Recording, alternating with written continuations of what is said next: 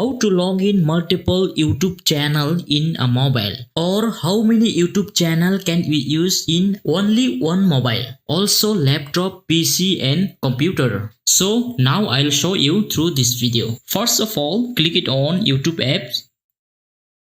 After that, your right corner upper, click it on. Click it on add account. Then like this interface will come. Then if you have fingerprint, do it. Then you have to put here your email account. Just do it. After that, you need to click here next. Next, click it on. After that, here you need to put your Gmail password. Then click it on next.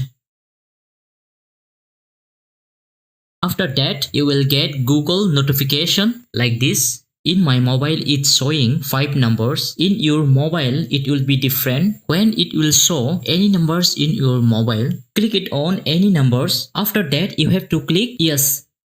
After click yes, automatically it will be generate. See like this.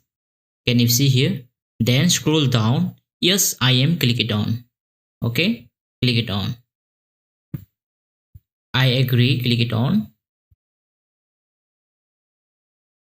Yes, YouTube channel has been logged in. Here I'll check here. Okay, this right corner.